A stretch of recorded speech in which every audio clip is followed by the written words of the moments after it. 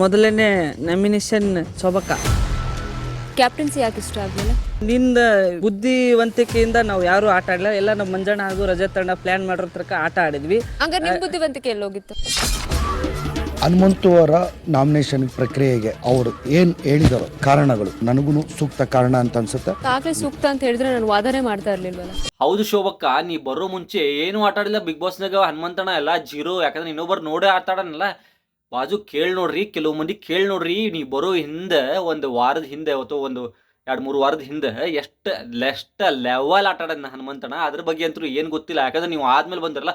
ಹೊರಗೆಲ್ಲ ನೀವು ತಿಳ್ಕೊಂಬಂದ್ರಪ್ಪ ಯಾರು ಮೈಂಡ್ಗೆ ಮಾಡತ್ತಾರ ಎಲ್ಲ ಏನೇನ ಅಂತ. ಬಟ್ ನಿಮ್ಗೆ ಗೊತ್ತಿಲ್ಲಲ್ಲ, ಹನುಮಂತಣ್ಣ ಅಂತೂ ನೆಕ್ಸ್ಟ್ ಲೆವೆಲ್ ಆಡ್ತಾರ ಅಂತ. ಮಹಾರಾಜನ ಹೇಳ್ಯಾನ್ರಿ ಬಿಗ್ ಬಾಸ್ನ ಕುನ್ಸರ, ಏನು ಮಂಜಣ್ಣ ಮಹಾರಾಜ ಮಾಡಲ್ಲ, ಅವನೇ ಹೇಳ್ಯಾನ ನಾ ಇದಕ್ಕೆ ಸಮ್ಮತಿ ಅದೇನಂತ. ನೀವೇನ್ರಿ, ನೀವು ಕರ್ನಾಟಕ ಜನ, ಉತ್ತರ ಕರ್ನಾಟಕ ಜನ ನಾವು ಸಪೋರ್ಟ್ ಮಾಡತ್ತೀವಿ. ಹನುಮಂತಣ್ಣ ಅಂತೂ ನೆಕ್ಸ್ಟ್ ಲೆವೆಲ್ ಆಟ ಆಡತಾನ, ಅದ್ರ ಬಗ್ಗೆ ಅಂತೂ ಬೇರೆ ಮಾತಿಲ್ಲ. ಎಷ್ಟು ನೀವು ಅನ್ಕೋಬಹುದು ಬೇರೆದವ್ರು ಆಟ ಆಡತ್ತಾರ. ದೋಸ್ತ ಒಂದು ಮಾತು ಹೇಳ್ತೀನಿ ಅಕ್ಕ, ತಿಳ್ಕೊ ತಲೆಯಾಗ. ಏನಂದ್ರೆ ಹನುಮಂತಣ್ಣ ಬಿಫೋರ್ 2 ಸಲ ಕ್ಯಾಪ್ಟನ್ ಆಗ್ಯಾನ. 1 ಸಲ ಎಲ್ಲರೂ ಆಗ್ಬೋದು ಬಿಗ್ ಬಾಸ್ನಾಗ, 2 ಸಲ ಕ್ಯಾಪ್ಟನ್ ಆಗ್ಯಾನ. ಅದನ್ನ ತಿಳ್ಕೊಬೇಕು ನೀನು. ಅಕ್ಕ ನಿನಗೆ ಗೊತ್ತಿಲ್ಲ ಅಕ್ಕ, ಈಗ ಒಳಗೆ ಹೋಗ್ಯಲ್ಲ ನೀನು, ಯಾಕಂದ್ರೆ ತೆಲುಗು ಬಿಗ್ ಬಾಸ್ ನೋಡ್ಕೊಂಡು ನೀವು ಒಳಗೆ ಬಂದಿಲ್ಲ. ನಿನಗೆ ಆಲ್ರೆಡಿ ನೋಡಿ ನಮ್ಮ ಮಂದಿ ಹೆಂಗಿರ್ತೈತೆ ಅಂದ್ರೆ ಆಲ್ರೆಡಿ ನಿಂಗೆ ಬಾವಿ ಎಷ್ಟೈತೆ ಆಳೈತೆ ಅಂತ ಗೊತ್ತಾಗ್ಬಿಟ್ಟಿದ್ದಿ. ಸೊ ನೀ ಆರಾಮ್ ಈಸ್ಬೋದು. ನಮ್ಮ ಹನುಮಂತಣ್ಣ ಏನು ಗೊತ್ತಿಲ್ಲಾರ್ದಂಗೆ ಸಮುದ್ರ ಆಡಕತ್ತನಲ್ಲ, ಅದು ಬೇಕಂತೆ ನಾನು. ಯಾಕಂದ್ರೆ ಏನು ಗೊತ್ತಿಲ್ಲಾರ್ದು ಬ್ಯಾಕ್ಗ್ರೌಂಡ್ ಬಂದಾರಿ ಅವ್ರೆ. ಏನೋ ಯಾವುದೊಂದು ಸೀರಿಯಲ್ ಆಯ್ತು, ಯಾವುದೊಂದು ಏನೋ ಒಂದು ಕ್ಯಾಮ್ರಾ, ಯಾವತ್ತು ಕ್ಯಾಮ್ರಾದಾಗ ಈಗ ರೀಸೆಂಟ್ಲಿ ಒಂದು ರಿಯಾಲಿಟಿ ಶೋಗಳ ಮುಖಾಂತರ ಬಂದಾನ ಹೊರತು ಅದೇ ಬ್ಯಾಕ್ಗ್ರೌಂಡ್ ಜೀರೋ ಇಂದ್ರೆ ಬಂದಾನ. ಯಾಕಂದ್ರೆ ಅದಕ್ಕಂತೂ ಹ್ಯಾಟ್ಸಾಪ್ ಕೊಡೋಕೆ ಇಷ್ಟಪಡ್ತೀನಿ.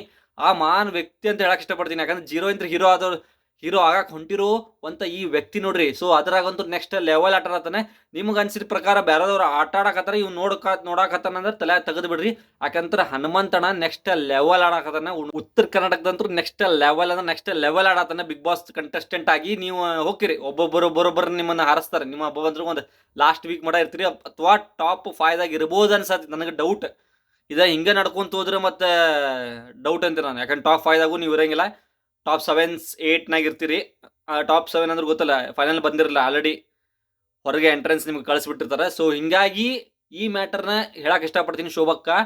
ಹನುಮಂತಣ್ಣ ಟಫ್ ಕಾಂಪಿಟೇಟರ್ ನಿಮಗೆ, ಅದಕ್ಕೆ ನೀವು ಅವನು ಹೊರಗೆ ಹಾಕ್ಬೇಕಂತ ತಲೆ ತಿಳ್ಕೊಡ್ರಿ. ಯಾವುದೇ ಕಾರಣಕ್ಕೂ ಹೊರಗೆ ಬರೋಂಗಿಲ್ಲ, ಟಫ್ ಕಾಂಪಿಟೇಟರ್ ಅಂತ ಹೇಳಕ್ ಇಷ್ಟಪಡ್ತೀನಿ ಹನುಮಂತಣ್ಣ.